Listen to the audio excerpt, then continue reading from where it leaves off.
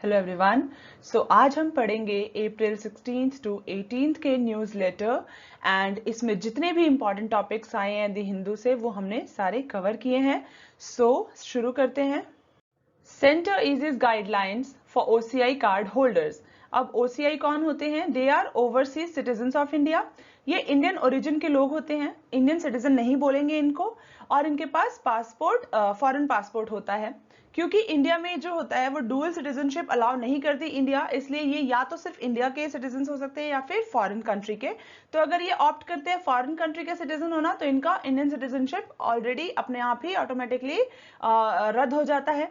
सो जो overseas citizen of India थे इनको क्या था, अभी तक इनको क्या करना पड़ता था कि इनको हमेशा एक ओसीआई कार्ड जो है वो री इशू कराना पड़ता था जब भी ये नया पासपोर्ट इशू कराते थे, और 20 साल तक ऐसे इनको कराना पड़ता था। और जब ये 50 साल की उम्र के होते थे तो क्योंकि बायोलॉजिकल चेंजेस इतने ज्यादा होते हैं हमारी बॉडी में, हमारे फेस पे, तो इस वजह से इनको once after completing 50 in view of biological changes in the face of the applicant, तो 20 साल तक तो इनको जब भी नया पासपोर्ट होगा इशू तो इनको नया ओसीआई कार्ड इशू कराना होगा। और 50 साल के जब ये होंगे तो उसके बाद सिर्फ एक बार इनको ये दोबारा से ओसीआई कार्ड री इशू कराना होगा। तो अब जो ये जो गाइडलाइन थी ये चेंज करके अब दोबारा चेंज कर दिया गया है। क्या बोला गया है कि अब जब ये 20 साल के होंगे तो इन्हें केवल एक बार इशू कराने की जरूरत है ओसीआई कार्ड, जब भी पासपोर्ट इनका इशू होगा। और जब इसके बाद इनको कभी भी ये इशू कराने की जरूरत नहीं होगी, ना ही 50 साल पे ना ही 60 साल पे, बस एक बार इनको ये री इशू करानी होगी अपनी ओसीआई कार्ड। सो अगर एक पर्सन है उसने registration as OCI card holder obtain कर लिया है 20 साल के बाद, तो उसके बाद उसे दोबारा री इशू ओसीआई कार्ड री इशू कराने की जरूरत नहीं है। एंड जो भी डिटेल्स है ये पर्सन अपलोड कर सकता है online with in 3 months of receiving the passport. So foreign spouses की बात करें तो जो भी फॉरेन स्पाउसेस होते हैं ओसीआईज के द्वारा रजिस्टर्ड होते हैं, उनको एक अपनी कॉपी अपलोड करनी होगी नए पासपोर्ट की, और also latest photo along with the declaration that marriage is still subsisting each time a new passport is issued. तो फॉरेन स्पाउसेस के लिए ये क्लॉज लाया गया है। ओवरसीज सिटीजन क्या होते हैं? तो इंडियन ओरिजिन के होते हैं ये, इनके पास फॉरेन पासपोर्ट होता है एंड ये सिटीजन ऑफ इंडिया नहीं कहलाएंगे। एंड एज पर नॉर्म्स एक फॉरेनर जो है ऑफ इंडियन ओरिजिन या फिर फॉरेन स्पाउस हो गया किसी इंडियन सिटीजन का, या फॉरेन स्पाउस हो गया ओसीआई का, उनको हम ओसीआई के लिए रजिस्टर करते हैं, उन्हें ओसीआई माना जाता है। ये एक लाइफ लॉन्ग वीजा होता है for OCIs to stay in India. And OCI holders जो है वो ओनली एनआरआई कोटा सीट्स जो होती है एजुकेशन इंस्टीट्यूशन में, उसके ऊपर भी ये अपना क्लेम लगा सकते हैं, उसका बेनिफिट इनको मिल सकता है। और फिर ये नीट एग्जाम्स जो है और जेईई है और मेंस एडवांस्ड, ये सारे टेस्ट ये दे सकते हैं, और such other all India character test. Centre to push जजेस अपॉइंटमेंट्स। यूनियन गवर्नमेंट ने बोला है कि उसे अभी 3 months का टाइम चाहिए जिससे वो सुप्रीम कोर्ट कोलेजियम रिकमेंडेशंस थे जजेस के अपॉइंटमेंट के लिए, हाई कोर्ट के जजेस के। सो वो 3 महीने का वक्त मांगा है कि वो डिसाइड करने में उन्हें अभी टाइम लगेगा। सो जो कोलेजियम सिस्टम होता है, सुप्रीम कोर्ट का जो कोलेजियम सिस्टम है वो कैसे काम करता है? तो जो कोलेजियम होता है वो 5 सीनियर मोस्ट जजेस होते हैं उसमें, including the chief justice of India. And इसमें क्या होता है कि जो भी एलिवेशन होते हैं चीफ जस्टिस के, जजेस ऑफ हाई कोर्ट के टू सुप्रीम कोर्ट, या फिर जजेस of high court as chief justice, तो ये सब पे डिसीजन लिया जाता है। तो कोलेजियम सिस्टम क्या होता है? एक सिस्टम होता है अंडर विच अपॉइंटमेंट्स, ट्रांसफर्स जो होते हैं जजेस के वो डिसाइड किया जाता है by a forum of the chief justice of India and 4 senior most जजेस of the supreme court. So ये सिस्टम है।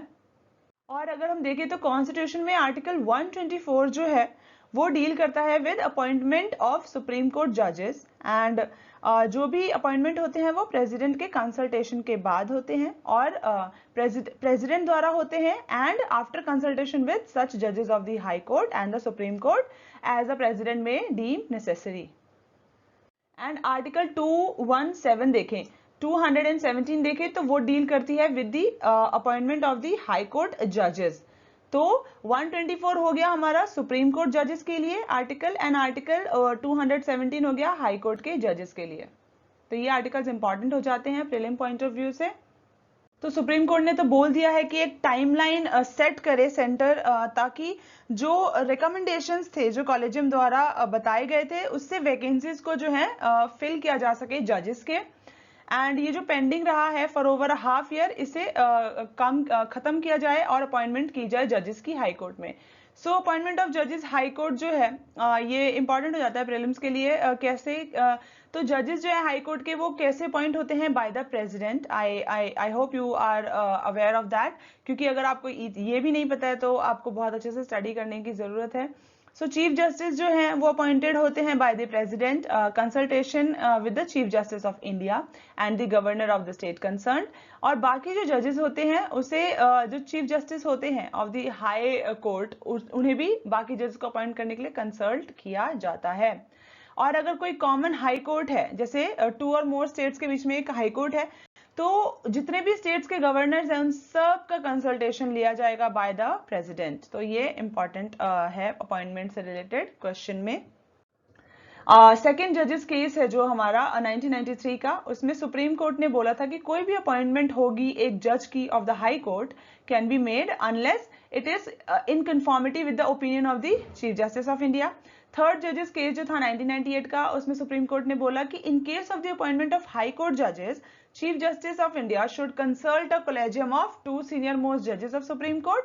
और इसलिए जो सोल ओपिनियन है चीफ जस्टिस ऑफ इंडिया का, ये अलोन काम नहीं करेगा कंसल्टेशन प्रोसेस में। सो ओथ जो है वो गवर्नर ऑफ द स्टेट और same person appointed by him और फॉर दिस पर्पस वो ओथ दिलाते हैं जजेस को। सैलरीज अलाउंसेस जो होती हैं वो टाइम टू टाइम पार्लियामेंट द्वारा डिटरमाइन की जाती है। टेन्योर जो है कोई फिक्स टेन्योर नहीं है, वेरी इंपॉर्टेंट। लेकिन जो 62 ईयर्स के हो जाते हैं जजेस, तो उन्हें तब तक ही होल्ड कर सकते हैं ये ऑफिस। रिमूवल जो है it is by an order of the president. तो काफी इंपॉर्टेंट टॉपिक है, अच्छे से पढ़ें इसे।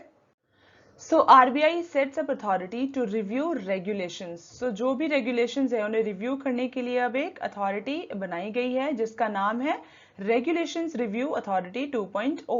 और ये जो अथॉरिटी है इसमें जो हमारे डेप्यूटी गवर्नर है M Rajeshwar Rao, he has been appointed as the regulations review authority RRA। And जो अथॉरिटी है ये क्या रिव्यू करेगी? रेगुलेटरी प्रिस्क्रिप्शंस जो होते हैं internally as well as by seeking suggestions from RBI regulated entities, ताकि सिंप्लीफिकेशन हो सके और जो इम्प्लीमेंटेशन होता है उसमें ईज आ सके। तो इंपॉर्टेंट डिसीजंस जो होते हैं जो इंटरनली लिए जाते हैं, सो इन सबको और जो सजेशंस होते हैं इन सबको देखने के लिए अब ये RRA 2.A बनाई गई है। एंड ये इसका जो फोकस है वो कहाँ रहेगा? On streamlining regulatory instruction, reduce compliance burden of the regulated entities, ताकि जो प्रोसीजर्स हैं कैसे होगा, इन प्रोसीजर्स को सिंप्लीफाई करके और रिपोर्टिंग रिक्वायरमेंट्स हैं उसको रिड्यूस करके जहां पर भी हो सके। इसका मैंडेट जो है वो क्या है कि रेगुलेटरी और सुपरवाइजरी इंस्ट्रक्शंस है इसको मोर इफेक्टिव बनाए, ताकि जो रेडंडेंसीज है उसे हटाया जा सके और डुप्लीकेशंस है उसको भी हटाया जा सके, और जो कंप्लायंस बर्डन है उसे रिड्यूस किया जा सके on regulated entities by streamlining the reporting mechanism. काफी इंपॉर्टेंट रोल प्ले करेगा ये। एंड जो भी ऑब्सोलीट इंस्ट्रक्शंस है इनको रिवोक किया जा सके, एंड पेपर बेस्ड जो सबमिशन है ऑफ रिटर्न्स इनको ऑब्विएट किया जा सके। एंड ऑल्सो फीडबैक जो होंगे फ्रॉम रेगुलेटेड एंटिटीज ये भी ये ऑब्टेन करेगा, एग्जामिन करेगा, सजेस्ट करेगा चेंजेस को जो भी रिक्वायर्ड होंगे, एंड आइडेंटिफाई करेगा अदर इश्यूज को जो भी आरबीआई के अंदर इश्यूज आते हैं। सो काफी इंपॉर्टेंट अथॉरिटी हो जाती है ये। UNFPA's population report launched. So State of World Population Report 2021 My Body is My Own ये लॉन्च की गई है यूनाइटेड नेशन पॉपुलेशन फंड्स द्वारा। काफी इंपॉर्टेंट हो जाएगा ये, इसे अच्छे से देख लें। एंड की फाइंडिंग्स क्या है कि फर्स्ट टाइम जो है यूनाइटेड नेशन रिपोर्ट का फोकस है ऑन बॉडीली ऑटोनॉमी। इसको कैसे डिफाइन किया गया है कि power and agency to make choices about your body without the fear of violence और having someone else decide for you. मतलब बॉडीली ऑटोनॉमी होना कि मेरी बॉडी है तो मैं जो भी अपनी बॉडी के साथ करना चाहूं वो मेरा निर्णय होगा, वो एंड में मेरा फैसला होगा कि मुझे क्या करना है और क्या नहीं करना है अपनी बॉडी के साथ, ये किसी और का फैसला नहीं होगा। तो काफी इंपॉर्टेंट चीज है ये, और ये पहली बार ऐसा हुआ है कि यूनाइटेड नेशन की रिपोर्ट का फोकस जो है वो बॉडीली ऑटोनॉमी पे हुआ है। एंड इसमें देखें तो nearly half the women from 57 developing countries, मतलब 57 डेवलपिंग कंट्रीज है इंक्लूडिंग इंडिया, इसमें हाफ जो वुमेन है उनको कोई भी राइट नहीं होता to make decision regarding their bodies. अगर हम इंडिया में भी देखें तो बच्चे कब पैदा करने हैं या औरतों को अपनी बॉडी न्यूट्रिशन ये सब का हम देखें तो ख्याल रखना, औरतें नहीं इन पे ख्याल रखती हैं, ना ही उनके ये चॉइसेस होते हैं उनको कब बच्चा पैदा करना, उनको नौकरी करनी, ये काफी फैमिली प्रेशर्स भी होते हैं हम औरतों के आसपास जो भी है, एंड वो आजाद नहीं है कि वो अपने लिए खुद निर्णय ले सके। तो ये इस स्टडी में पाया गया है। हेल्थ केयर हो गया, कॉन्ट्रासेप्शन हो गया या सेक्सुअलिटी हो गया, तो इन सब पे औरतें अपना डिसीजन नहीं ले पाती हैं, उनका राइट नहीं दिखता अपनी बॉडी पर। सो इसमें ये भी हाईलाइट किया गया है कि 75% जो कंट्रीज है they legally ensure full and equal access to contraception. And example अगर देखें of violation of bodily autonomy include child marriage, बहुत ही क्लासिक एग्जाम्पल है चाइल्ड मैरिज बॉडीली ऑटोनॉमी का वायलेशन करते हुए दिख रहा है। फीमेल जेनिटल म्यूटिलेशन, ये भी lack of contraceptive choices leading to unplanned pregnancies, unwanted sex exchanged for a home, food, or when people diverse with diverse sexual orientation, gender identities cannot walk down a street without fearing assault or humiliation। जैसा कि अगर हम transgender people का देखें या फिर हम LGBTQ communities का देखें तो कितना ज्यादा उनको हरास और असॉल्ट किया जाता है, उनको ह्यूमिलिएट किया जाता है, क्योंकि वो एक सर्टेन टाइप है, क्योंकि वो उनका अलग, अगर हमसे उनकी अलग बॉडी शेप है या कुछ भी है तो उनको बहुत ज्यादा टारगेट किया जाता है, जबकि ऐसा नहीं होना चाहिए। एंड पीपल विद डिसेबिलिटीज जो है stripped of their rights to self-determination, to be free from violence and to enjoy a safe and satisfying sexual life. So bodily autonomy को realize करना काफी essential है to achieving the UNFPA's goal of ending the global unmet need for contraception, preventable maternal death, gender-based violence and harmful practices by 2030. तो इसलिए ये काफी important हो जाता है। A multipolarity scripted by the middle powers. सो ये जो मिडिल पावर्स हैं, कौन कौन सी पावर्स हैं ये, इनका है नाम जापान, ईरान, तुर्की एंड इंडिया। ये जो 4 कंट्रीज हैं ये क्या रोल प्ले करेंगी और इनका क्या पार्टिसिपेशन रहेगा in shaping of this divide. ये जो डिवाइड है, ये जो मल्टीपोलैरिटी एक नया वर्ल्ड ऑर्डर में हमें देखने को मिल रहा है, तो यहाँ पर क्या रोल होगा इनका। तो यहाँ यूएस अगर हम देखें तो हमेशा से मतलब चाइना को इसने अपना एक राइवल माना हुआ है। अगर देखा जाए तो हमारे जो भी यूएस के प्रेसिडेंट्स रहे हैं, उनके जो भी पॉलिसीज रहे हैं या उनके एक्शंस रहे हैं टुवर्ड्स चाइना, और इनफैक्ट जो ट्रेड वॉर चला है यूएस का अगेंस्ट चाइना, और जो पेंडेमिक के लिए जो हमारे डोनाल्ड ट्रंप ने एक्स प्रेसिडेंट जो थे उन्होंने ब्लेम किया था चाइना को, ये भी एक रीजन है कि चाइना को बहुत अच्छे से टारगेट किया जा रहा है एंड एक उसे राइवल मान रहे हैं यूएस। तो यहाँ वर्ल्ड स्टेज पे ये क्या देखने को मिल रहा है कि जो भी इनके बीच में कॉन्फ्लिक्ट्स चल रहे हैं, तो साथ ही साथ ये जो क्वाड कंट्रीज आ जाती हैं, क्वाड कंट्रीज का क्या रोल रहेगा in challenging China in the Indo Pacific.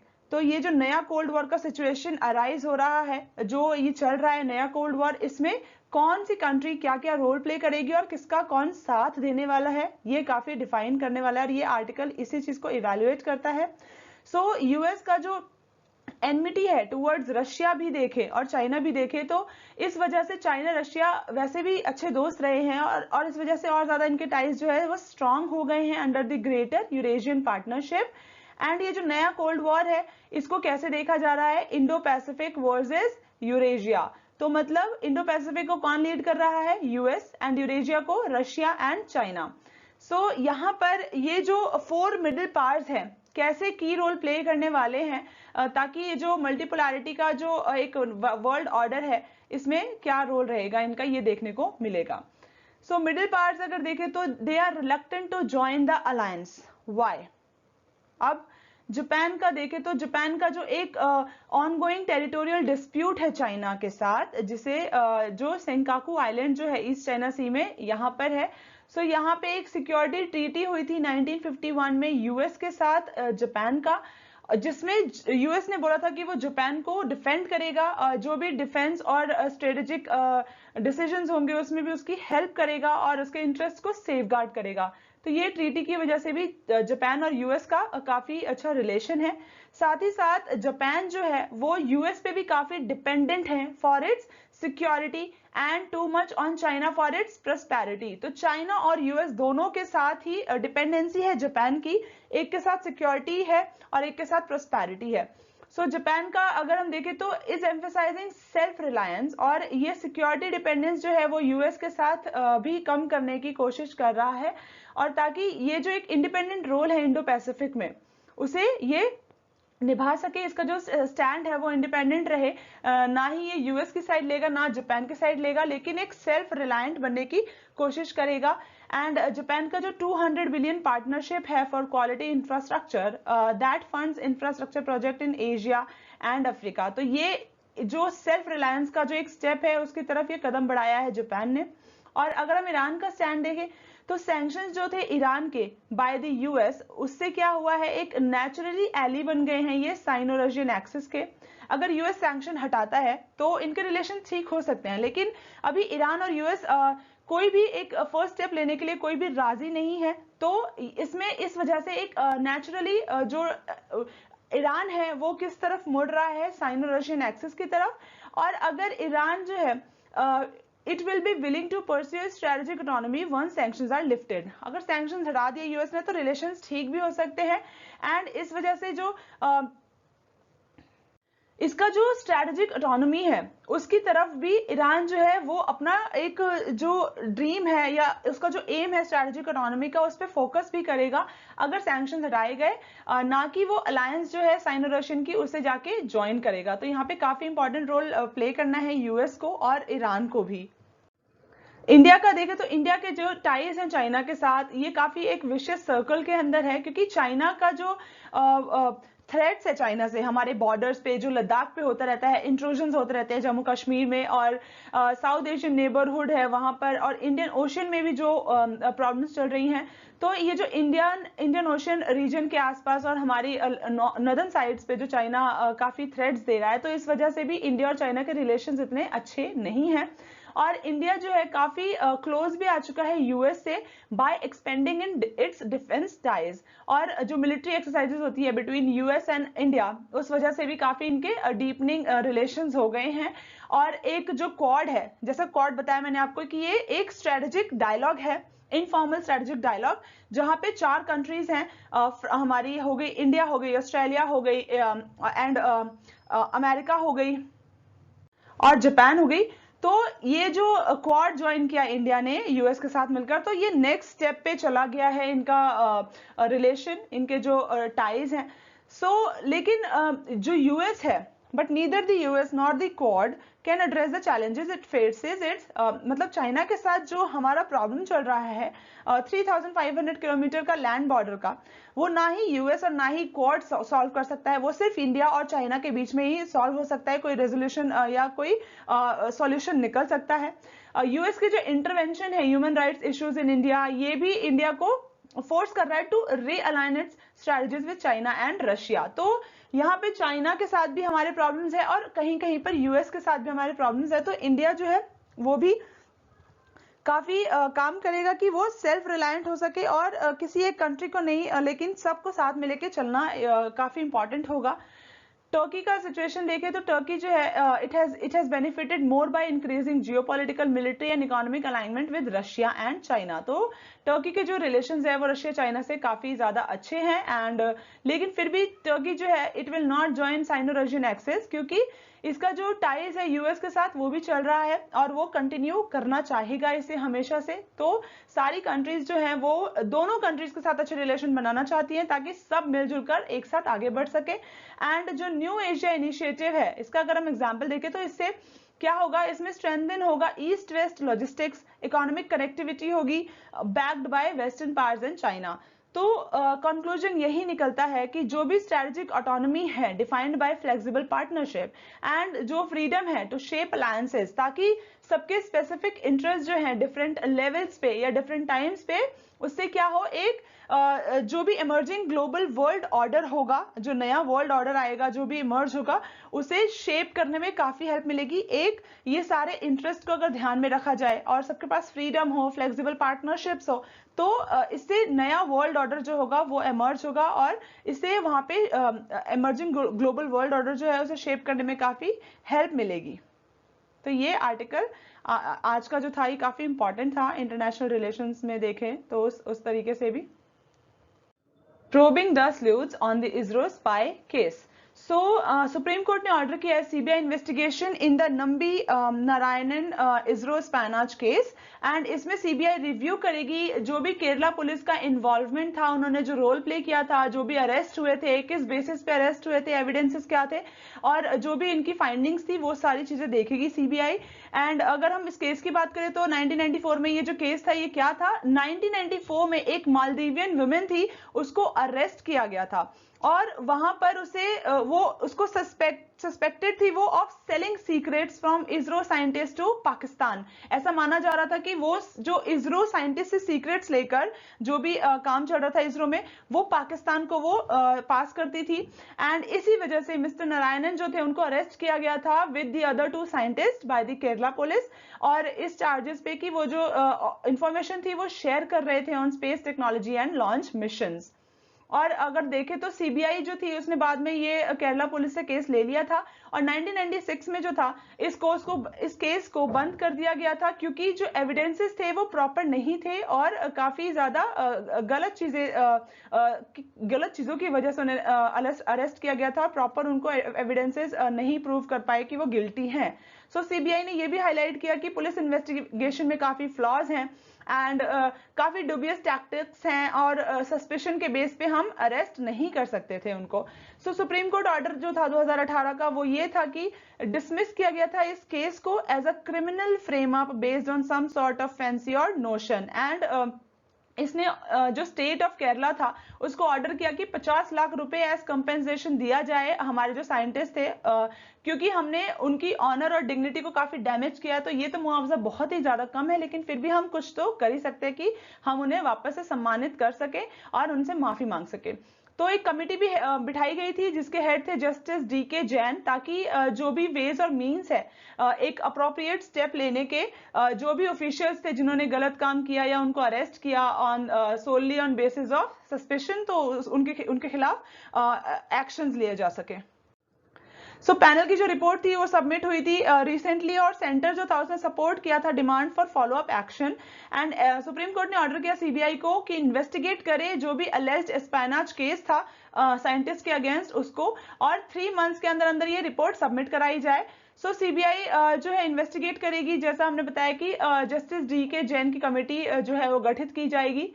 And concerns देखें तो केस जो है उसने काफी सिग्निफिकेंट कंसर्न रेस किए हैं पुलिस इन्वेस्टिगेशन के कंट्री में एंड काफी रेयर है इंडिया में कि जो फॉल्सली इम्प्लीकेटेड और मेलिशियसली अरेस्टेड हैं ग्रेव चार्जेस पे उनको जस्टिस मिले।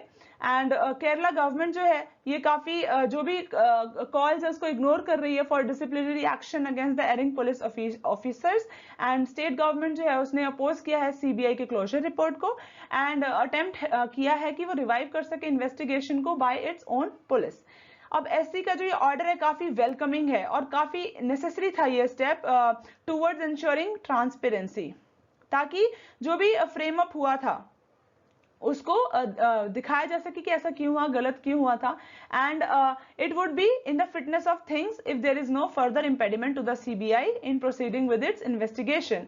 और जो भी ऑफिसर्स के अगेंस्ट इन्वेस्टिगेशन हो उसे अच्छे से किया जा सके और कोई भी उसमें बाधा ना आए और जो जस्टिस है उसे डिलीवर किया जा सके।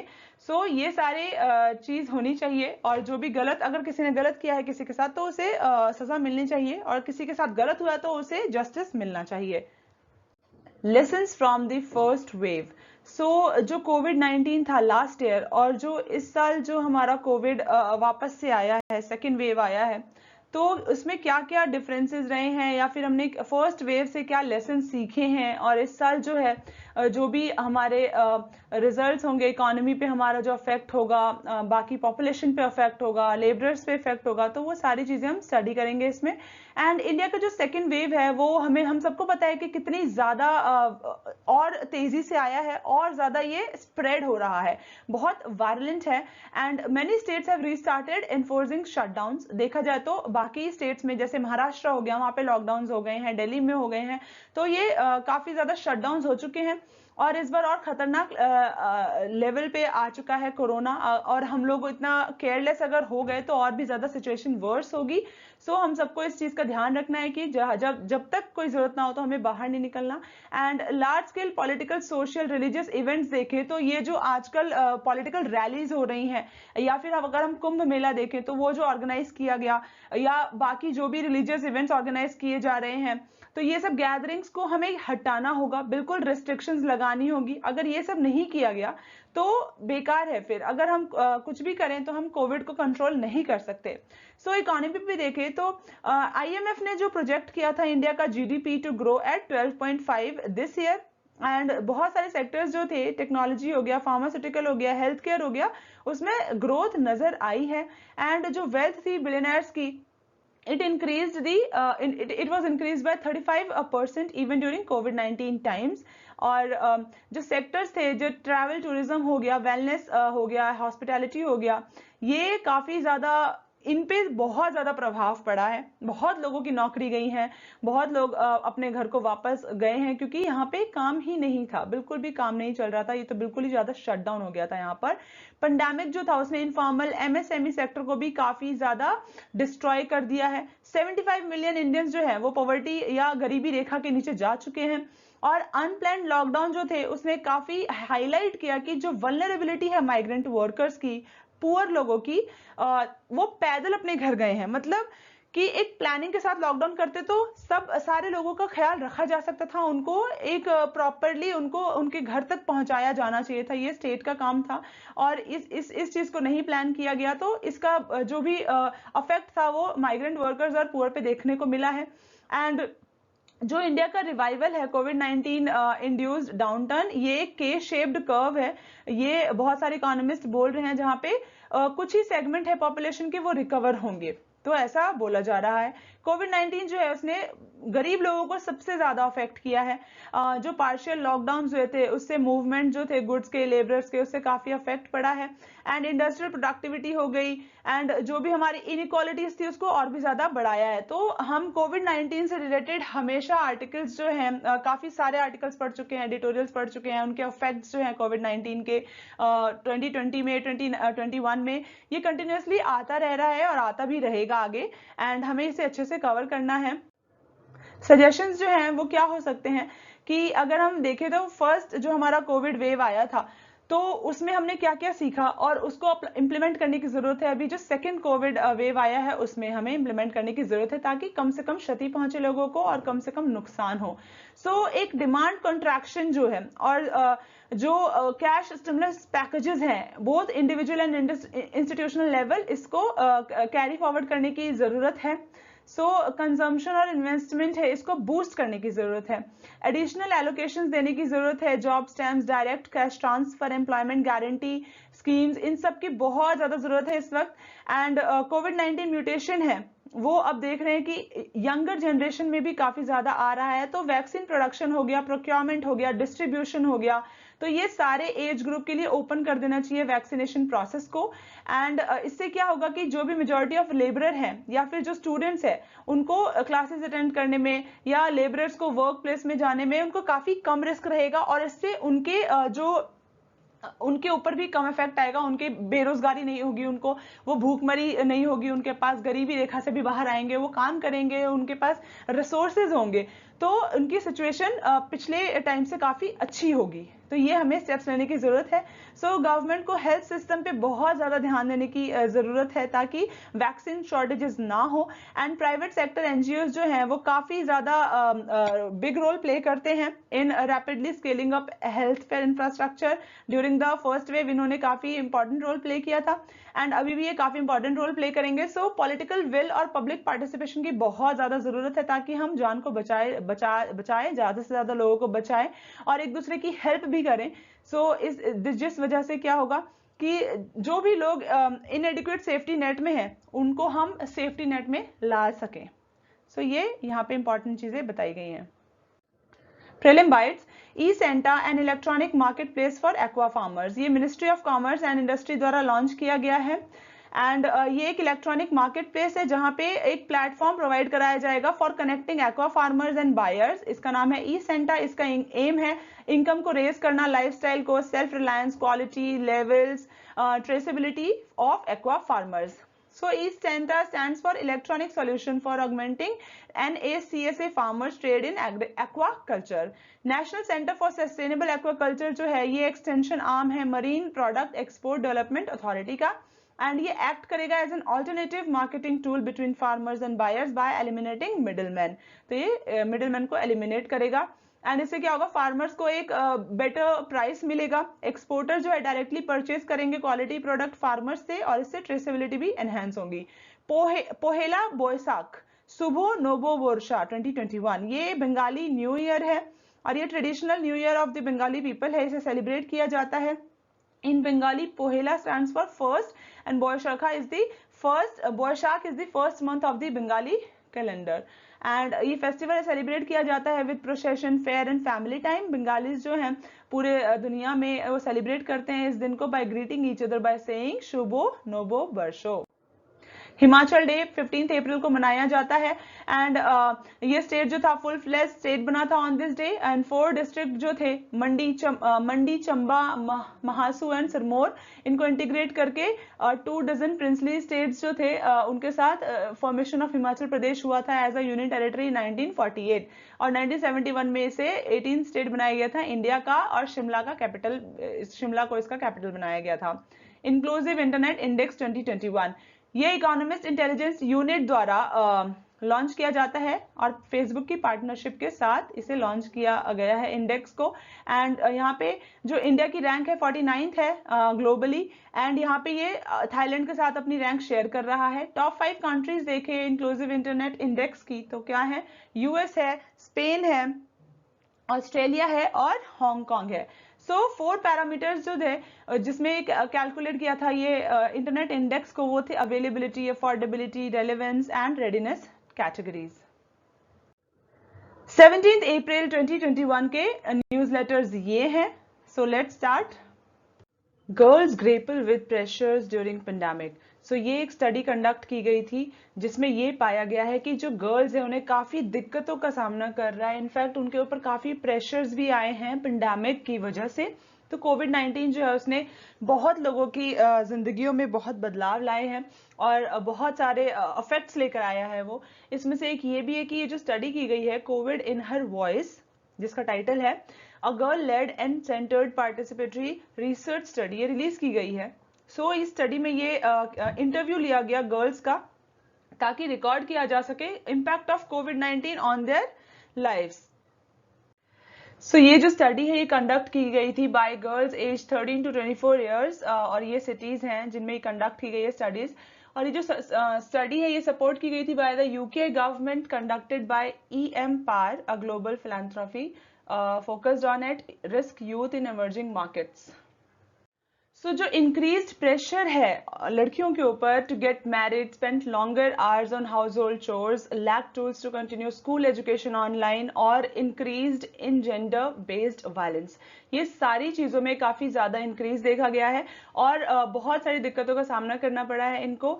ये चैलेंजेस जो थे, इसमें सबसे बिगेस्ट चैलेंज जो था वो ये था कि inability to attend online school. अब ऑनलाइन स्कूल जो स्टार्ट हुए थे, क्लासेस स्टार्ट हुई थी, तो हर किसी के पास सारे सोर्सेज नहीं थे, जैसे कि मोबाइल फोन्स बहुत ज़रूरी है, तो ये और इंटरनेट, इन दोनों के बिना तो क्लासेस कोई अटेंड कर ही नहीं सकता है। तो इस वजह से ये टूल्स उनके पास नहीं थे और इससे उनकी स्टडीज पे बहुत अफेक्ट पड़ा है।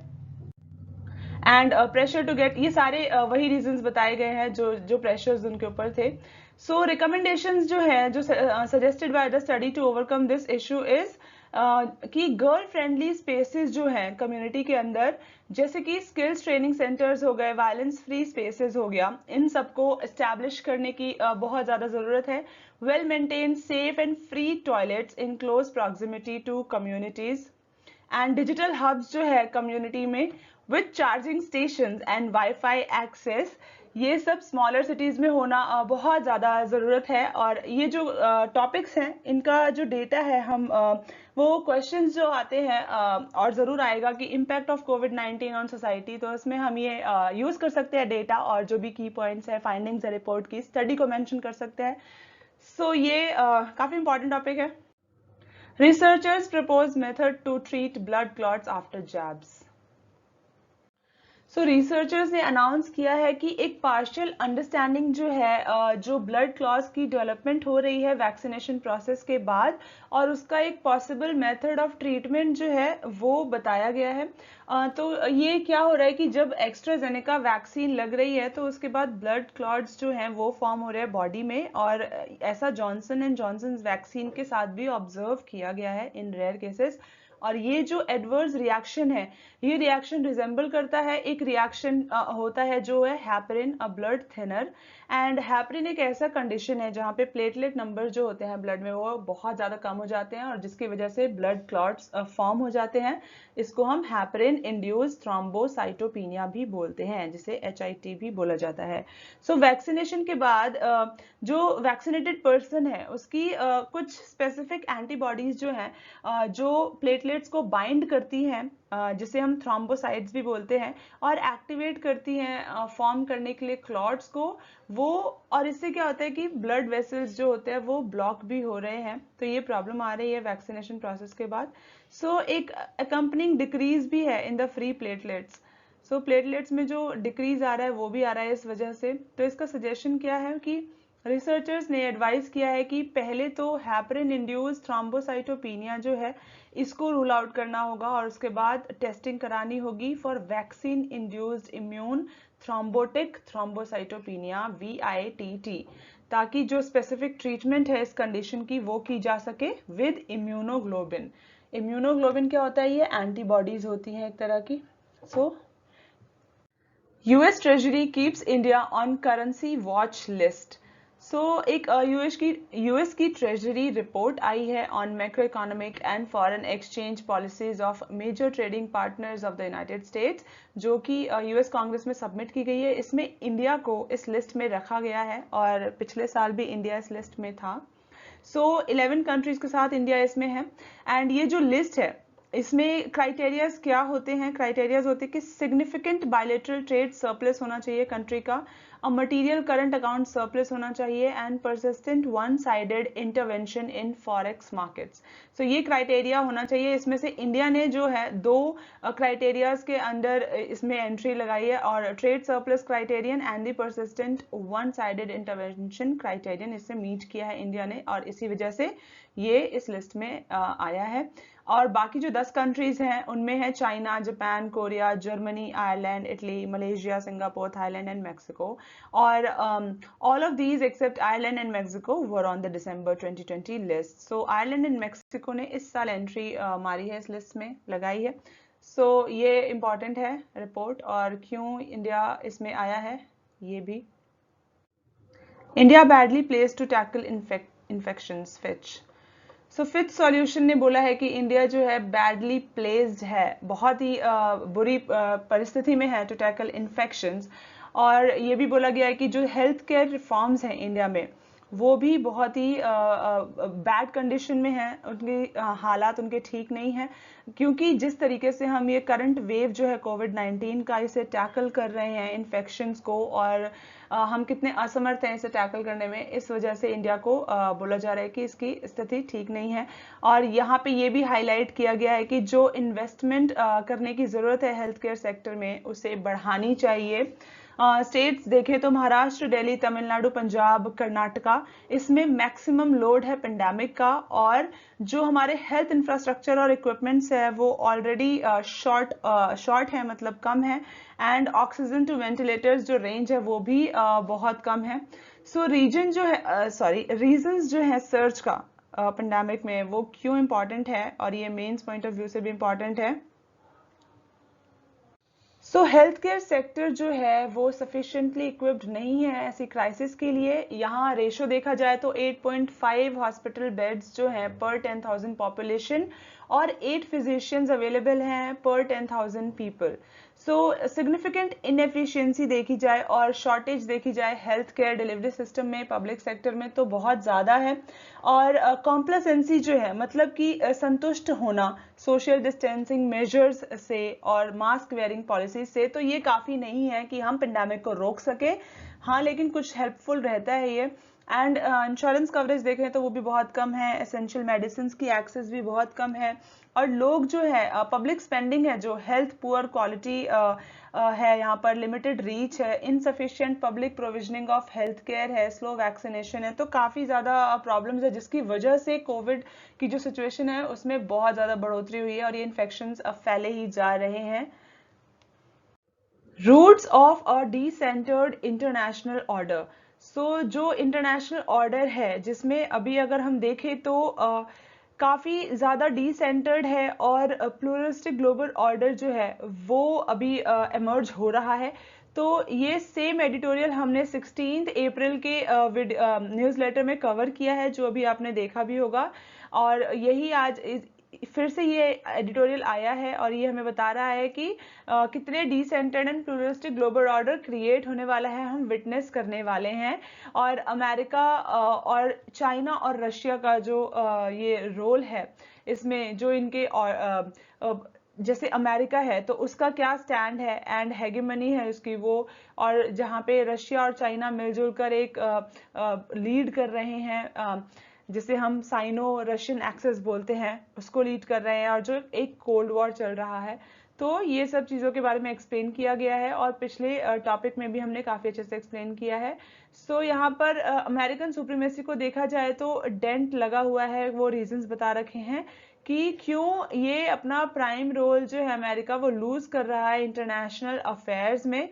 सो ट्रम्प की फॉरेन पॉलिसी जो है वो भी काफ़ी थ्रेटन कर रही है, एंड नाटो से जो वो विड्रॉ करने वाले हैं, सो पेरिस अग्रीमेंट से जो वो विड्रॉ करने वाले हैं, ये सब चीज़ें भी काफ़ी थ्रेटन कर रहे हैं। सो रेसिस्ट ऑब्सेशन जो है, मार्जिनलाइज्ड इमिग्रेंट का जो हैंडल किया है उन्होंने इशू, एंड बाकी जो थ्रेट्स हैं, सो इस वजह से क्या है कि अमेरिका की जो सुप्रीमेसी है उस पर काफ़ी डेंस दिखाई दे रहे हैं।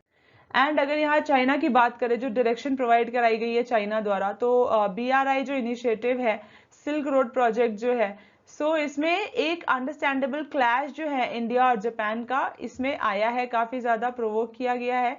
एंड इंडिविजुअल पार्टनर और एलाइज होने मतलब जितने इंडिविजुअल पार्टनर एलाइज हैं, सो चाइना को क्या करना चाहिए, इनको एम्ब्रेस करना चाहिए, एक पुश देना चाहिए मल्टीलेटरल एफिलिएशंस का, कि आगे जो रीजनल टेंशंस हो उनको हम बढ़ाएं ना, बल्कि एक पीस और स्टेबिलिटी बना के चले, और जो नया वर्ल्ड ऑर्डर जो एमर्ज हो रहा है, प्लूरलिस्टिक वर्ल्ड ऑर्डर, तो उसे मेंटेन करने में काफ़ी हेल्पफुल रहेगा, एक साथ मिलजुल कर चलने में। एंड जैसा कि चाइना और इंडिया जो है काफ़ी ओल्डेस्ट सिविलाइजेशन है वर्ल्ड की, तो इन दोनों को साथ में चलने की ज़रूरत है।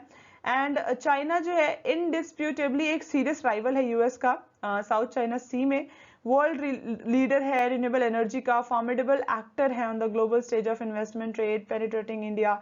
सो चाइना और यूएस के बीच में काफी राइवलरी है और ये काफी दिखता भी है इनकी पॉलिसीज देखे या फिर इनके ट्रेड वॉर देखे उससे। सो ये जो आइडिया है एब्सोल्यूट सॉवरेनिटी का एंड नेशन स्टेट मॉडल का, सो चाइना जो है ग्लोबल पावर की तरह एमर्ज हुआ है, राइज हुआ है इन आइडियाज की वजह से। एंड वे फॉरवर्ड देखें तो चैलेंजेस जो है 21st सेंचुरी के, वो it can be met head on through mutual sharing of knowledge and groundbreaking inclusive treaties. So हम यहाँ पे लड़कर एक साथ नहीं आगे बढ़ पाएंगे। हमें 21st सेंचुरी में जो चैलेंजेस हमारे पास उनको हम कैसे टैकल कर सकते हैं, साथ मिलकर शेयरिंग ऑफ नॉलेज करके और ग्राउंड ब्रेकिंग इंक्लूसिव ट्रीटीज के साथ, और तभी सबका साथ होगा यहाँ पे। और यहाँ पर एक जो फेथ है on cultural mediation, world wide legitimacy, appeal of each society in terms of its democratic values, तो काफी ज्यादा पॉसिबिलिटी है कि there could be a possibility of a multipolar world turning disordered and stable. लेकिन जो rising Nations है उनको attempt करना चाहिए कि जो टेरिटोरियल एस्पिरेशंस हैं और जो they should strike a forceful note of faith. मतलब जो हमारे मिडिल पावर्स थे, जैसा कि हमने पिछले टॉपिक में भी कवर किया है, जापान हो गई, इंडिया हो गई, टर्की हो गई, तो इन सबको जरूरत है कि एक फेथ मेंटेन करने का, चलने का साथ में और सबको एक साथ रखने का, ना कि जो टेंशन्स चल रही है उनको और ज्यादा बढ़ाने का। Prelim Bites पोषण ज्ञान, it is launched by NITI Aayog in partnership with Bill and Melinda Gates Foundation, Center for Social and Behavioral Change, Ashoka University. So ये एक नेशनल डिजिटल रिपोजिटरी है हेल्थ एंड न्यूट्रिशन के ऊपर। इसका यूनिक फीचर ये है कि यहाँ पे क्राउड सोर्सिंग फीचर जो है जो अलाउ करता है किसी को भी कि वो कम्युनिकेशन मटेरियल जो है इंक्लूड करे वेबसाइट पे, followed by review by a designated committee. So Poshan Gyan repository है जो वो इनेबल करती है search of communication material on 14 thematic areas of health nutrition across diverse language media types, target audience and sources. World voice day 16 April को मनाया जाता है and ये हर साल मनाया जाता है ताकि जो इम्पोर्टेंस है of the voice in the daily lives of all people उसको दिखाया जा सके, उसकी महत्वता जानी जा सके। थीम जो था 2021 का वो था one world many voices. And world voice day जो है वो कब शुरू हुआ था मनाना, 1999 में as Brazilian national voice day. 18 अप्रैल 2021 आज हम ये सारे टॉपिक्स कवर करेंगे। Junta leader to set to join ASEAN summit. So अभी जो म्यांमार में मिलिट्री coup हुआ था, तो हम सबको पता है कि गवर्नमेंट को सीज कर दिया गया था और वहां पे मिलिट्री रूल हो चुका है। सो अभी जो भी वहां पे प्रोटेस्ट चले थे इसके अगेंस्ट, जो भी मैसिव अपराइजिंग हुआ था एंड जो लोग प्रोटेस्ट कर रहे थे, thousands of hundreds of people, so democracy को वापस लाने के लिए एंड सिविल सर्वेंट्स देखा जाए तो सभी लोगों ने वहां पे बॉयकॉट कर दिया है काम करना। और जनताज एडमिनिस्ट्रेशन जो है उसको सब बोल रहे हैं कि इसे शट किया जाए। तो इस वजह से ये जो भी यहाँ पे टेंशन्स हो रही हैं म्यांमार में चल रही हैं, और फिर इसको इंटरनेशनल कम्युनिटी ने काफी ज्यादा कंडेम भी किया है, क्योंकि यहाँ पे जो यूज ऑफ फोर्स हो रहा है, जो अनआर्म्ड सिविलियंस है जो प्रोटेस्ट कर रहे हैं, जो सिर्फ प्रोटेस्ट कर रहे हैं, ना ही कुछ वहां पे वो वायलेंस कर रहे हैं, लेकिन फिर भी उनके अगेंस्ट जो फोर्स यूज किया जा रहा है एंड वहां पर जो भी प्रॉब्लम्स हो रही हैं पब्लिक में और मिलिट्री के बीच में, तो इन सब चीजों को कंडेम किया है इंटरनेशनल कम्युनिटी ने। एंड यहाँ पे टारगेटेड सैंक्शंस जो हैं वो लगाए गए हैं मिलिट्री ब्रास के ऊपर, फैमिलीज के ऊपर या फिर उनके बिजनेसेस जो भी हैं, मतलब आर्मी से रिलेटेड जो भी लोग हैं, जो टॉप ऑफिशियल्स हैं, उन सबके ऊपर सैंक्शंस लगाए गए हैं, क्योंकि ये सही नहीं किया गया है म्यांमार के लोगों के साथ, सिविलियंस के साथ। एंड तो इसी वजह से जो म्यांमार के जनता लीडर है मे नॉन्ग हांग, वो एक स्पेशल एशियन समिट होगा जो नेक्स्ट वीक, उसे अटेंड करेंगे, उसे ज्वाइन करेंगे, और वहां पर जो भी सामने बातें होंगी कि ऐसा क्यों है और सिविलियंस को क्यों अटैक किया जा रहा है या फिर कंट्री में क्या चल रहा है, तो ये सब मुद्दों पे बातें होंगी और देखा जाएगा कि क्या वहां पे कुछ कंक्लूजन निकलता है या नहीं। एंड यहाँ पे ओपन कम्युनिकेशन होगा रीजनल लीडर्स का। सो जो हमारे लीडर है जनता लीडर म्यांमार के, वो इसे ज्वाइन करेंगे, जो कि जकार्ता में अप्रैल 24 को होगा। सो एशियन समिट का देखें तो ये प्रिलिमिनरी के लिए बहुत ज़्यादा इंपॉर्टेंट हो जाता है। Asian association of south east Asian Nations है, रीजनल ग्रुपिंग है जो प्रमोट करता है economic, political and security cooperation. ये 8 अगस्त 1967 में बैंकॉक थाईलैंड में एस्टैब्लिश किया गया था। फाउंडिंग मेंबर्स देखें तो Indonesia, Malaysia, Philippines, Singapore and Thailand है। 10 मेंबर्स हैं इसके अभी, और इसमें Brunei, Cambodia, Indonesia, Laos, Malaysia, Myanmar, Philippines, Singapore, Thailand and Vietnam countries हैं। चेयरमैनशिप देखें तो ये एनुअली रोटेट होती रहती है based on the alphabetical order of the English names of member state. तो ये सारे मेंबर्स हैं इसके। Assessing students amid a pandemic. So अभी कोविड की वजह से जो भी हमारे स्टूडेंट्स पे, स्कूल पे और उनकी पढ़ाई पे जो भी असर हुआ है, अफेक्ट हुआ है, तो यहाँ पे काफ़ी ज़्यादा प्रॉब्लम्स चल रही हैं। तो सेंट्रल गवर्नमेंट जो है उन्होंने कैंसिल कर दिया है सीबीएसई के बोर्ड एग्जामिनेशन को 10th के, एंड पोस्टपोन कर दिया 12th के एग्जाम को। और अगर हम बाकी एग्जाम की बात भी करें, आईसीएसई हो गए या बाकी स्टेट बोर्ड्स हो गए, तो उन्होंने भी पोस्टपोन किए हैं एग्जाम्स को। और अब क्या है, मतलब अगर हम पोस्टपोन कर रहे हैं तो हम कैसे असेस करेंगे स्टूडेंट्स की, जो भी इवेल्युएट करेंगे स्टूडेंट्स को, कैसे करेंगे। सो चैलेंजेस जो है हमें असेस करने में क्या आने वाला है कि पोस्टपोन करते हैं और कैंसिल करते हैं एग्जामिनेशंस को, तो स्टूडेंट्स जो है उनका जो फॉर्मेटिव एकेडमिक असेसमेंट है ये उनके एकेडमिक परफॉर्मेंस में अप्लाई किया जाएगा। सो फॉर्मेटिव एकेडमिक असेसमेंट क्या होता है, ये इंटरनल एग्जामिनेशंस और इंटरनल जो सेमिनार्स होते हैं ये सब होते हैं फॉर्मेटिव एकेडमिक असेसमेंट। एंड एक होता है समेटिव असेसमेंट। तो समेटिव असेसमेंट होता है एनुअल एग्जामिनेशन जो भी होता है वो। तो अभी अगर जब पोस्टपोन चल रहा है और कैंसिलेशन चल रहा है एग्जामिनेशंस का, तो स्टूडेंट्स जो है उनको it has left students wondering about the nature of formative academic assessment, कि कैसे असेसमेंट किया जाएगा और उनकी एकेडमिक परफॉर्मेंस पे कैसे अप्लाई किया जाएगा ये। And lack of access to electricity, connectivity, computer, smartphone, ये सारे भी चैलेंजेस हैं जो भी स्टूडेंट्स के पास रिसोर्सेज नहीं है। बहुत सारे स्टूडेंट्स के पास, अगर हम देखें तो हमने पिछले वीडियो में, पिछले न्यूज़ लेटर में भी देखा था कि कैसे गर्ल्स के पास कितने ज़्यादा कम रिसोर्सेज हैं उनके पास ऑनलाइन एजुकेशन के लिए। मोबाइल फोन्स और इंटरनेट कनेक्टिविटी नहीं थी, जिसकी वजह से काफ़ी उनके पढ़ाई पे असर पड़ा है। सो यही बात है कि बहुत सारे स्टूडेंट्स के पास इंटरनेट कनेक्टिविटी नहीं है। And take up formative assessment where pen and pencil annual examination cannot be held. So formative assessment लेना जहाँ पर पेन और पेंसिल एनुअल एग्जामिनेशन जो होते हैं वो नहीं हो सकते, तो ये भी एक चैलेंज होगा। सो फॉर्मेटिव असेसमेंट देखें तो ये क्या है, एक कंटिन्यूस इवैल्यूएशन टेक्निक है, और इसमें पैटर्न्स क्या होते हैं, ऑब्जर्वेशन होता है, क्विजेज होते हैं, एग्जाम असाइनमेंट्स होते हैं, फीडबैक होते हैं। तो ये फॉर्मेटिव असेसमेंट है, एंड इसको टेस्टिंग फॉर लर्निंग भी बोला जाता है। एंड इसमें टीचर्स जो है वो काफ़ी असेस करते हैं स्ट्रेंथ को, वीकनेसेस को of individual students and suggest remedial measures. तो काफ़ी ये अफेक्टिव है असेसमेंट। एंड सीबीएसई जो है इसने इंट्रोड्यूस किया है formative assessment system through a continuous and comprehensive evaluation framework in 9-10। लेकिन इसे कंपल्सरी पब्लिक एग्जामिनेशन जो है क्लास 10th के लिए इसे अबैंडन कर दिया गया था 8 इयर्स बाद, जब ये 2009 में और 10 में इसे लाया गया था। उसके बाद ये अबैंडन कर दिया था क्योंकि कंपल्सरी पब्लिक एग्जामिनेशन जो होता है क्लास 10th के लिए, उसकी वजह से। सो स्कूल्स कैसे रिस्पॉन्ड कर रहे हैं। So after the latest move by the centre, जो भी सीबीएसई के स्कूल्स हैं they will not face disruption because जो भी पीरियोडिक इंटरनल एग्जामिनेशन है, प्रैक्टिकल्स है, प्री बोर्ड टेस्टिंग है क्लास 10th का, सो इन सब चीजों की वजह से it will be useful to evaluate students. मतलब अगर बोर्ड्स कैंसिल हो गए हैं तो इसका ये मतलब नहीं है कि स्टूडेंट्स को असेस नहीं किया जा सकता है। उन्होंने जो पहले परफॉर्मेंसेस दी हैं, जो उन्होंने इंटरनल एग्जामिनेशंस दिए हैं, प्रैक्टिकल्स दिए हैं, तो उनके बेसिस पर हम उन्हें इवैल्यूएट कर सकते हैं, असेस किया जाएगा उनको, और ये डिफिकल्ट नहीं है। लेकिन सारे स्कूल्स जो हैं, एक क्वेश्चन आता है कि क्या सारे स्कूल्स फेयरली असेस कर पाएंगे स्टूडेंट्स को।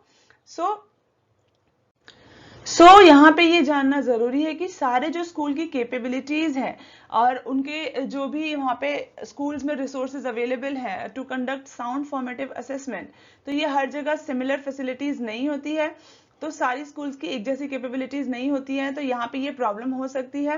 और सीबीएसई स्कूल्स जो हैं वो अर्बनाइज्ड होते हैं, हम सबको पता है, मे बी मोर अर्बनाइज, लेकिन जैसे यूनिफाइड डिस्ट्रिक्ट इंफॉर्मेशन सिस्टम है for education data show that, यहाँ पे 2017 और 18 का एक डेटा है जो unified district information system for education data है, उसने बताया है कि 1,88,742 रूरल स्कूल्स हैं एंड 83,207 अर्बन स्कूल्स हैं अंडर ऑल मैनेजमेंट। तो ये यहाँ पे डेटा शो किया गया है जो कि रूरल और अर्बन स्कूल्स के बारे में बता रहा है। एंड नेशनल सैंपल सर्वे जो है इसमें बताया जा रहा है कि सिर्फ 4% रूरल हाउस होल्ड हैं और 23% अर्बन हाउस होल्ड जो हैं उनके पास कंप्यूटर इंटरनेट एक्सेस है। एंड 15% जो रूरल हाउस होल्ड हैं and 42% of urban house hold हैं उनके पास इंटरनेट एक्सेस है। तो इंटरनेट एक्सेस जो है वो बहुत ज़्यादा रेस्ट्रिक्टेड है, बहुत कम लोगों के पास है, जो कि 15% है गांव में और 42% है अर्बन हाउस होल्ड में। और अगर हम कंप्यूटर देखें तो कंप्यूटर तो और भी ज़्यादा इसका कम है, 4% है रूरल में एंड 23% है अर्बन में। तो काफ़ी ये एक बहुत बड़ा प्रॉब्लम है हमारे ऑनलाइन एजुकेशन सिस्टम के लिए भी। एंड तो रिफॉर्म्स देखें तो क्या रिफॉर्म्स चाहिए हमको, तो हमें दो फ्रंट्स पे काम करना होगा मिलजुल कर, ताकि जो लर्निंग एक्सेस है सारे स्टूडेंट्स के पास हो, क्लासरूम में या रिमोटली जो भी है। एंड फॉर्मेटिव असेसमेंट जो है उसको पॉसिबल बनाना है through a scientifically design set of matrix.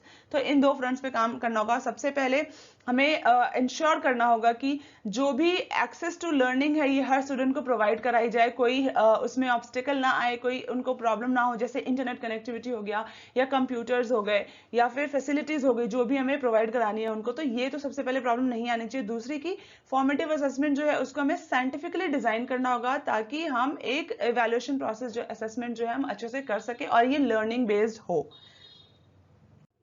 Copyright war 2010 में ओरेकल ने अलेज किया था कि गूगल का जो एंड्रॉयड प्लेटफॉर्म है उसने इन्फ्रिंज किया है upon its copyright in a platform called Java SE. So Oracle का जो चार्ज है वो ये है कि गूगल ने कॉपी किया है इसके एक पार्ट के प्लेटफॉर्म के प्रोग्राम को while developing the Android platform for programmers. So एक एंड्रॉयड प्लेटफॉर्म जब गूगल क्रिएट कर रही थी तो इसके एक पार्ट को कॉपी करने का इस पे लगा है, दोष लगा है इस पे। एंड अप्रैल 5, 2021 में यूएस सुप्रीम कोर्ट ने अल्फाबेट इंक्स गूगल जो है उसके फेवर में डिसीजन देते हुए बोला है, रूलिंग देते हुए बोला है कि यहाँ पर जो है ओरेकल के जो कॉपीराइट है उसको वायलेट नहीं किया है। It was accused by Oracle of violating the country's copyright law. इसने बोला है कि copying a part of the code, मतलब एक किसी कोड का एक पार्ट कॉपी करना, सुप्रीम कोर्ट ने बोला है यूएस के कि ये फेयर यूज के अंदर आता है और इस वजह से इसने कोई भी कॉपीराइट लॉ जो है उसे वायलेट नहीं किया है। सो फेयर यूज अगर हम देखें तो क्या है फेयर यूज और कैसे कर सकते हैं जिसे कॉपीराइट लॉ ना लगे, कॉपीराइट वॉर ना हो। तो यूएस कॉपीराइट ऑफिस जो है वो फेयर यूज को कैसे डिफाइन करता है, ये एक लीगल डॉक्ट्रिन है जिसमें प्रमोट किया जाता है freedom of expression by permitting the unlicensed use of copyright protected works in certain circumstances. मतलब कुछ सर्कमस्टांसेस में अनलाइसेंस्ड यूज किया जा सकता है कॉपीराइट प्रोटेक्टेड वर्क्स को, लेकिन अंडर सर्टेन सर्कमस्टांसेस। जैसे एक्टिविटीज हो गई, क्रिटिसिज्म हो गया, कमेंट हो गया, न्यूज रिपोर्टिंग हो गई, टीचिंग हो गया, स्कॉलरशिप हो गया, रिसर्च हो गया, तो ये सारे क्वालिफाई करते हैं अंडर फेयर यूज। और वो भी activities, in other words these activities can be exempt from copyright infringement charges. And supreme court ने ये भी बोला कि गूगल का जो कॉपीइंग है वो एक ट्रांसफॉर्मेटिव है क्योंकि it only copied what was needed to allow programmers to work in a different computing environment using a familiar programming language. So ये जो language इसने use किया है और computing environment जो है, so इस वजह से ये allow करता है programmers को, तो यहाँ पे ये transformative हो गया। तो implication क्या होंगे इस रूलिंग के कि जो सॉफ्टवेयर इंडस्ट्री है, it is relieved that Supreme Court differentiated between the type of code Google copied and software, that is software interface and other creative codes. मतलब कि जो कोड गूगल है, गूगल ने जो कोड कॉपी किया है तो वो और अदर क्रिएटिव कोड्स इनके बीच में डिफरेंशिएट किया है सुप्रीम कोर्ट ने। एंड जो डिसीजन था it was more legal certainty to it gives more legal certainty to software developers, common practice of using, reusing and re-implementing software interfaces written by others. मतलब कि एक use reuse करना और री implement करना, कोई अगर किसी और ने लिखा है तो यहाँ पे एक लीगल सर्टेनिटी दे दी गई है. सो एक कस्टम है जो that underlines most of the internet and personal computing technologies we use everyday, उसको ये मतलब उसको भी काफी ज्यादा ये प्रेरित करेगा. बाकी लोग भी, इससे क्या होगा कि लीगल सर्टेनिटी जो मिल जाएगी सॉफ्टवेयर डेवलपर्स को, ताकि वो यूज रीयूज कर सके और कोई भी अगर किसी और ने भी लिखा है तो उसको भी वो इस फेयर यूज के अंदर यूज कर सकते हैं, रीयूज कर सकते हैं या फिर रीइम्प्लीमेंट कर सकते हैं. तो ये इंप्लीकेशन आएगा इस रूलिंग का, आगे भी कैरी फॉरवर्ड होंगी ये सारी चीजें दूसरे लोगों द्वारा. Can Covaxin booster dose prolong protection? So ये बूस्टर डोज जो है ये क्या है? तो मेडिकल टर्म्स में देखें तो बूस्टर डोज एक एक्स्ट्रा एडमिनिस्ट्रेशन होता है एक वैक्सीन का आफ्टर एन अर्लियर डोज. सो यहाँ पे एक मीटिंग हुई थी मार्च 24 को सब्जेक्ट एक्सपर्ट कमेटी की of the Indian drug regulator, जिसमें भारत बायोटेक जो है उसको परमिशन दे दी गई है to carry out a phase 2 trial of Covaxin, जहाँ पे बूस्टर डोज जो है वो 6 months after the second dose to further improve vaccine efficacy. मतलब बूस्टर डोज दिया जाएगा 6 महीने बाद, जब सेकेंड डोज मिल गई है उसके 6 महीने बाद एक बूस्टर डोज देने की अनुमति मिल गई है, ताकि उससे क्या हो, वैक्सीन की जो एफिकेसी है उसे इंप्रूव किया जा सके और जो प्रोटेक्शन है जो भी वैक्सीनेटेड पर्सन है उसको और प्रोटेक्शन प्रोवाइड कराई जा सके. और अभी इंडिया में 2 डोज ऑफ वैक्सीन हैं वो एडमिनिस्टर किए जा रहे हैं 28 डेज के गैप के बीच में. सो कोवैक्सिन का बूस्टर डोज जो है क्या वो प्रोटेक्शन दे सकता है? So providing a booster dose is a good idea in increasing the duration of protection, क्योंकि ज्यादा प्रोटेक्शन मिलेगी बूस्टर डोज से. एंड इम्यूनोलॉजिकल प्रिंसिपल जो है उन्होंने बोला है कि लॉन्ग लिव्ड एंटीबॉडी जो है जो सिक्रीट करती है सेल, और long lived memory T cells जो है वो फर्स्ट एंड सेकेंड डोज जो है उसको जब हम 28 दिनों के बीच में देते हैं, और थर्ड डोज जो है उसको देना चाहिए 4 months के बाद after the second dose, and 5 months के बाद आफ्टर द सेकेंड डोज. सो ये यहाँ पे प्रिस्क्रिप्शन है कि कैसे कैसे वैक्सीन को देना चाहिए. एंड जब दो डोजेस दे चुके हैं वैक्सीन के with in a gap of 28 days, तो इम्यूनिटी जो है कितनी मिलती है? 1 साल तक की इम्यूनिटी मिल सकती है वैक्सीन से 2 डोजेस से. और अगर डिजीज 1 साल तक है, मतलब अभी कोरोना तो हमें पता नहीं कब तक है कब तक जा रहा है, लेकिन अभी है ये, और इस वजह से क्या होगा कि जब हम बूस्टर देंगे तो after a year if only 2 doses are given 1 month apart. So यहाँ पर बूस्टर देने का फायदा ये है कि अभी इससे और ज्यादा प्रोटेक्शन प्रोवाइड कराई जाएगी. एंड क्योंकि कोरोना वायरस अभी है बहुत टाइम तक, हमें लग रहा है कि कोई अभी दिख नहीं रहे हैं सारे से जाते हुए, इस वजह से भी ये काफी इंपॉर्टेंट हो जाता है बूस्टर की, हमें और ज्यादा प्रोटेक्शन इससे प्रोवाइड कराई जाएगी. यहाँ पे फर्स्ट डोज जो है वो एक प्राइमिंग डोज होता है जो, और सेकंड डोज जो है वो partially priming and partially boosting होता है. तो बूस्टिंग इफेक्ट जो होगा सेकंड डोज का वो काफी शॉर्ट लिव्ड है, इसलिए ये बूस्टर जो है ये और भी ज्यादा इंपॉर्टेंट हो जाता है एंड काफी एफिशिएंट हो जाता है.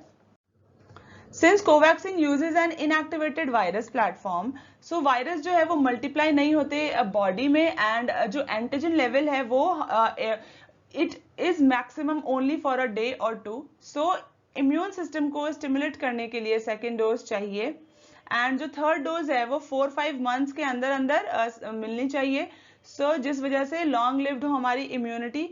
And north Arcot polio study जो है 1986 की और 95 के बीच में जो हुई थी, उसने क्या शो किया था कि जो इंक्रीजिंग वैक्सीन कवरेज है public and private health facilities में, उससे सब्सटेंशियल ड्रॉप हुआ था prevalence of vaccine preventable diseases में. मतलब अगर जो डिजीजेज वैक्सीन से प्रिवेंटेबल हैं तो उनके उसमें ड्रॉप हुआ था, काफी कम बीमारियां हुई थी उस वजह से जब हमने वैक्सीन प्रोवाइड कराई थी. मतलब इस स्टडी में ये पाया गया है.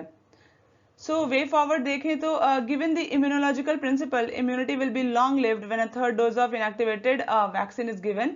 मतलब कि इम्यूनिटी होगी वो काफी ज्यादा लॉन्ग लिव्ड होगी ऑब्वियसली, क्योंकि जब हम एक्स्ट्रा प्रोटेक्शन प्रोवाइड कराएंगे और एक्स्ट्रा जो थर्ड डोज देंगे तो उससे काफी ज्यादा इम्यूनिटी प्रोवाइड होगी, इम्यूनिटी मिलेगी इंसान को. And example of long lived immunity in case of IPV HPV vaccine which two are inactivated vaccine, ये एग्जाम्पल्स हैं. एंड ये जो है प्रोटेक्शन जो है कोवैक्सीन से can be prolonged with a booster dose. तो यहाँ पे ये प्रूव कर दिया गया है कि प्रोलॉन्ग होगी काफी बूस्टर डोज के बाद से protection. Aries facility will host the support centre for Aditya L1. So Aditya L1 जो है वो क्या है मिशन, अगर आपने पढ़ा होगा साइंस एंड टेक में तो आपको नॉलेज होगी. आदित्य L1 मिशन जो है ये इसरो का second space based astronomy mission है आफ्टर एस्ट्रोसैट, जो कि लॉन्च किया गया था 2015 में. ये फर्स्ट साइंटिफिक एक्सपीडिशन है जो स्टडी करेगी सन को, and it would be placed into a point in space known as L1 Lagrange point. तो ये L1 लैग्रेंज पॉइंट क्या होता है? सो L1 पॉइंट जो है यहाँ पे आदित्य L1 है, तो ये L1 पॉइंट जो है ये एक ऐसा पॉइंट है अर्थ और सन के सिस्टम का जहां पर एक अनइंटरप्टेड व्यू मिलता है ऑफ द सन, और currently it is home to the solar and heliospheric observatory satellite SOHO. तो ये जो L1 पॉइंट है ये काफी इंपॉर्टेंट हो जाता है, क्योंकि जो भी यहाँ पे जो सन है और यहाँ पे जो हमारा अर्थ है, तो यहाँ पे जो भी सोलर फ्लेयर्स यहाँ पर आएंगे सन टू अर्थ, तो यहाँ पे एक जो भी ये पॉइंट है कंटिन्यूड, जहाँ पे हम अगर हम यहाँ पे अपना ये सैटेलाइट यहाँ पे रखते हैं L1 पॉइंट पे, तो यहाँ पे कंटिन्यूसली हमको सारे हम जो ऑब्जर्वेशंस करना चाहते हैं वो हमें प्रोवाइड कराए जाएंगे, और हमें काफी अच्छा यहाँ पे ऑब्जर्वेशन मिलेगा, और अनइंटरप्टेड ऑब्जर्वेशन हमें मिलेगा सन और अर्थ के बीच में जो भी सोलर फ्लेयर्स हैं, और हमें स्टडी करने के लिए भी काफी ज्यादा हेल्प मिलेगी इस पॉइंट से. तो ये आदित्य L1, ये L1 है इसमें आदित्य L1 का. सो लैग्रेंज पॉइंट यही होता है. ऑब्जेक्टिव जो है is to study the sun and region between the sun and earth from space, ये इसका ऑब्जेक्टिव है. तो काफी इंपॉर्टेंट मिशन है आदित्य L1. एंड ये जो एरीज फैसिलिटी है सॉरी एरीज फैसिलिटीज है वो क्या है कि जब ये मिशन लॉन्च किया गया there will be a need for ground support centre. तो जब ये मिशन होगा स्पेस में तो हमें ग्राउंड सपोर्ट सेंटर भी चाहिए जो मॉनिटर करे और कोऑर्डिनेट करे वर्क को on its various payloads. So ये जो रोल होगा it will be played by ARIES facility, short for Aryabhatta Research Institute for Observational Sciences, जो कि नैनीताल में सिचुएटेड है. तो Aryabhatta Research Institute for Observational Sciences जो है ये एरीज का फुल फॉर्म है, और ये सपोर्ट सेंटर की तरह काम करेगा. एंड मेन एम जो होगा इस सेंटर का वो ये होगा कि let researcher in India perform analysis over scientific data obtained from L1. तो आदित्य L1 से जो भी हमें डेटा प्रोवाइड कराई जाएगी उस पर हम एनालिसिस करेंगे इस स्टेशन से बैठकर साइंटिस्ट लोग. एंड एरीज टीम जो है has recently developed an algorithm to study the accelerating solar eruption in the lower corona called CME's identification in the inner corona, in short CISCO, where CME stands for coronal mass ejection. So यहाँ पे Aries team ने recently develop किया है एक algorithm जिसमें study की जाएगी accelerating solar eruption in the lower corona, जिसे CMEs भी बोलते हैं. एंड यहाँ पर CME होता है कोरोनल मास इजेक्शन, तो इसको भी स्टडी किया जाएगा. एंड सेंटर जो है वो होस्ट करेगा compendium of the location and duration of different feature on the solar surface such as coronal hole, prominences, flare, CMEs and sunspot. तो यहाँ पे भी ये सारी स्टडीज होंगी और ये होस्ट करेगा इन सब चीजों को भी. सिग्निफिकेंस देखें तो continuous monitoring of location and duration of these features will help in monitoring the earth directed coronal mass ejection and therefore by space weather.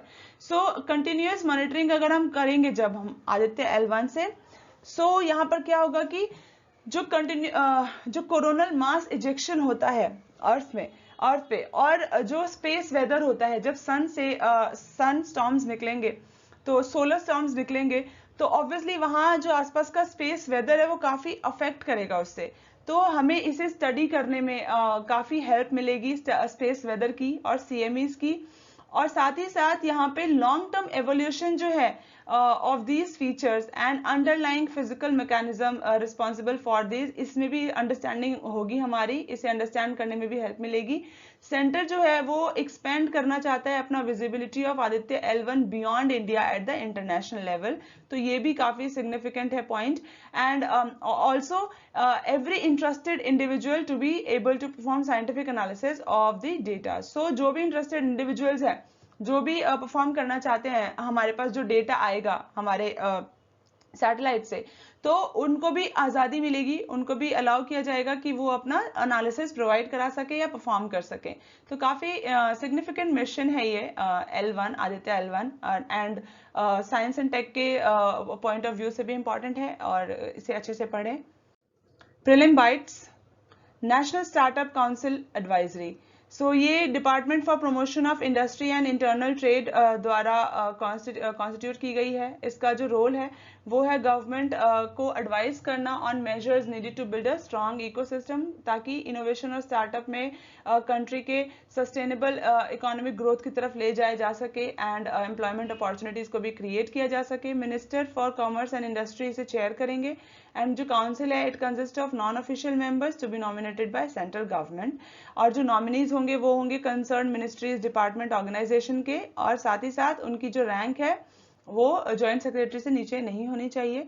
And he will be the ex officio member of the council. Gender संवाद, ये एक joint attempt है between the Deen Dayal Antyodaya Yojana, National Rural Livelihood Mission and Initiative for What Works to Advance Women and Girls in the economy.